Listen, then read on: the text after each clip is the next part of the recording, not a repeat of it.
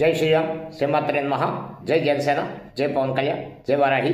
వందే మాత్రం వీక్షకులకు అందరికీ నమస్సుమాంజలు. Prevention is better than cure అన్నది వైద్యశాస్త్రంలో ఉన్న విషయం. ఏంటంటే ఏదైనా రోగం రాకముందే దాన్ని నివారించే విధానం చేస్తే మంచిదని. ఇది వైద్యశాస్త్రానికే కాదు, పోలీస్ శాఖకు కూడా వర్తిస్తుంది. నేరాలు జరిగాక దర్యాప్తు చేసి పట్టుకునే కన్నా నేరాలు జరగకముందు, నేరం జరగకుండా ప్రివెంట్ చేసే విధానం ఉంటే మంచిదనేది పోలీస్ మాన్యువల్లో కూడా ఉంటుంది. సంక్రాంతి పండుగ వచ్చింది. పండుగ అంటే భారతదేశం అంటే గ్రామాలు, ప్రతి పట్టణం నుండి నగరం నుండి కూడా సొంత ప్రాంతాలకి గ్రామాలకి ప్రజలు తరలి వెళ్తారు. వెళ్ళిన సమయంలో డోర్ లాక్ చేసుకొని వెళ్తున్నప్పుడు ఇక్కడ చోరీలు జరుగుతాయి ఇళ్లలో. దీనికి పోలీస్ శాఖ ఏంటంటే డోర్ లాక్ చేసుకుంటే ఇంటిమేషన్ ఇవ్వమన్న విధానం అయితే చాలా చోట్ల ఉంది, అన్ని ప్రాంతాల్లో ఉంది. కానీ ఇదంత వర్కౌట్ అవుతుంది. నిజంగా డోర్ లాక్ చేసుకుని వెళ్ళామంటే మన ఇంటికి 3 షిఫ్ట్లు 3 కాపలా పెట్టి పరిస్థితి పోలీస్ శాఖ దగ్గర ఉండదు. అసాధ్యమైన పని. కాబట్టి నాకు వచ్చిన ఒక చిన్న ఆలోచన మీతో పంచుకుంటాను. ఇది ఆచరణ సాధ్యమో కాదో, పనికొస్తుందో లేదో దీని మీద అందరూ ఆలోచించాల్సిందిగా నా విజ్ఞప్తి. మనం సెలవులకి ప్రజలందరూ ఊళ్ళు వెళ్తారు, సొంత గ్రామాలకు వెళ్తారు.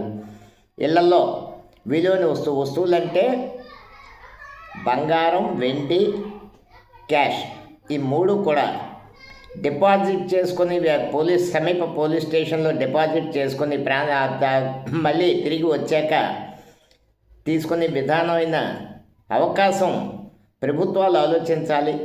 ఎందుకంటే సేఫ్ సైడ్గా మన విలువైన వస్తువుల్ని, నేను చెప్పిన బంగారం, వెండి, ధనాన్ని పోలీస్ స్టేషన్లో డిపాజిట్ చేసుకొని తిరిగి వచ్చాక తీసుకునే విధానం ఉంటే చాలా మంచి. ఇది నేరాలు తగ్గుతాయి, ఇళ్లలో చోరీల సంఖ్య తగ్గుతుంది. ఎందుకంటే పూర్వం మోడస్ ఆపరెండిని బట్టి ఫలానా దొంగతనం జరిగిందంటే అక్కడ పోయిన వస్తువును బట్టి ఆ దొంగలు పట్టుకొని తెచ్చేసి వెంటనే క్షణాల్లో పరిష్కరించగలిగేవారు పోలీసులు టెక్నాలజీలను. ఇప్పుడు టెక్నాలజీ పెరిగాక చదువుకున్న వాళ్ళు నేరస్తులు అయిపోయారు. నేరస్తుల సంఖ్య పెరిగిపోయింది. ఎవరు నేరస్తుడో ఎవరు కాదో కూడా చెప్పలేని పరిస్థితి ఉంది. కాబట్టి పోలీస్ శాఖ మీద కూడా ఈ విధానం అమల్లోకి వస్తే ఒత్తిడి తగ్గుతుందన్నది నా అభిప్రాయం. కాబట్టి దీని మీద కూలంకషంగా ప్రభుత్వాలు, ప్రజలు అందరూ ఆలోచించి ఒక మంచి విధానాన్ని తీసుకొచ్చి నేరాల నియంత్రణకి అవకాశం ఇస్తే బాగుంటుందని నా విజ్ఞప్తి. ఇంకా తెలుగు సినిమాకి ఈ సంక్రాంతి సువర్ణ అవకాశం ఇచ్చింది. అన్ని సినిమాలు దాదాపు ఒక రాజాసాబ్ మినహాయించి మిగిలినవన్నీ మంచి ఫలితాలు సాధించే, అన్నీ హిట్ అయ్యాయి. ముఖ్యంగా అన్నయ్య మెగాస్టార్ చిరంజీవి, శివశంకర వరప్రసాద్ అయితే ఆకాశమే హద్దులుగా దూసుకుపోతుంది. 500 కోట్ల దిశగా దూసుకుపోతుంది. సరైన థియేటర్స్ దొరక్క మిగిలిన సినిమాలతోటి స్క్రీన్ షేర్ చేసుకోవాల్సిన పరిస్థితిలో ఇక ఈ సంక్రాంతి తెలుగు సినిమాకి నేర్పింది ఏంటంటే వాళ్ళు కూడా తెలుసుకోవాలి. నేల విడిచి సాము చేయొద్దు.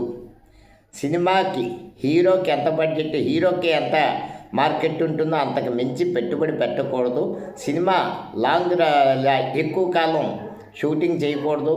తక్కువ టైంలో బౌండ్ స్క్రిప్ట్ రెడీ చేసుకొని తక్కువ టైంలో చేస్తే బడ్జెట్ లిమిటేషన్ అన్నది ఇక్కడ ఉన్న దర్శకుడి చేతిలో ఉంటుంది. దర్శకుడు పూర్తిగా స్క్రిప్ట్ రెడీ చేసుకొని ఆర్టిస్టులు కాల్ షీట్లు తీసుకొని సినిమా షూటింగ్ టైంని తగ్గించగలిగితే సినిమా ప్రొడక్షన్ కాస్ట్ తగ్గి చక్కటి మార్కెట్ వస్తుంది.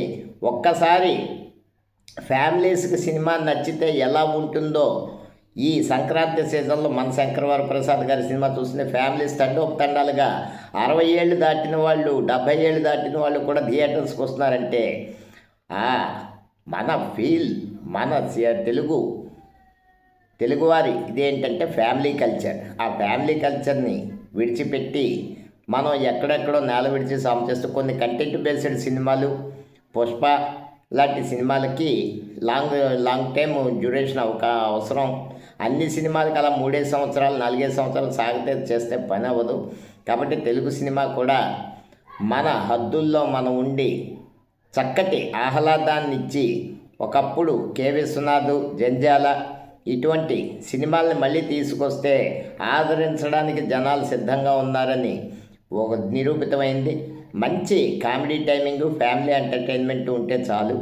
అంతేగాని అక్కర్లేని విషయాల్లోకి వెళ్ళి సినిమాని హైప్ తెచ్చి ఎక్కువ వందల కోట్లు బిజినెస్ చేస్తే పని అయ్యే అవకాశం లేదు. హీరోని బట్టి మనం మార్కెట్ డిసైడ్ చేసి ఆ మార్కెట్ని దాటకుండా, ఆ ప్రొడక్షన్ కాస్ట్ దాటకుండా చేసుకున్న నాడు తెలుగు సినీ పరిశ్రమ చక్కగా వర్ధిల్లుతుంది. ఇక వారం రోజులైంది మన శివశంకర్ వరప్రసాద్ గారి సినిమా బ్రేక్ ఈవెన్ అయింది. ఖచ్చితంగా 500 కోట్లు కొడుతుంది. ఇప్పుడు వారం రోజులైతే మనం లాభాల్లోకి వచ్చాం కాబట్టి నా రిక్వెస్ట్ ఏంటంటే నిర్మాతలకి, డిస్ట్రిబ్యూటర్లకి వెంటనే ఏదైతే ధరలు పెంచారో అది తగ్గించండి. మిమ్మల్ని చూడడానికి జనాలు థియేటర్ల దగ్గరకు వస్తారో వాళ్ళకు కూడా మీరు చేయాల్సింది ఉంది. ధరల తక్షణం తగ్గించండి. ఆ వచ్చే లాభాలని మీరు ఎంజాయ్ చేయండి. తెలుగు సినిమా వర్ధిల్లాలి. తెలుగు నేలపై నేరాలు నియంత్రించబడాలి. ఈ 2 సూక్తులతోటి ఈరోజు ముగిద్దాం. వందే మాతరం. జై హింద్.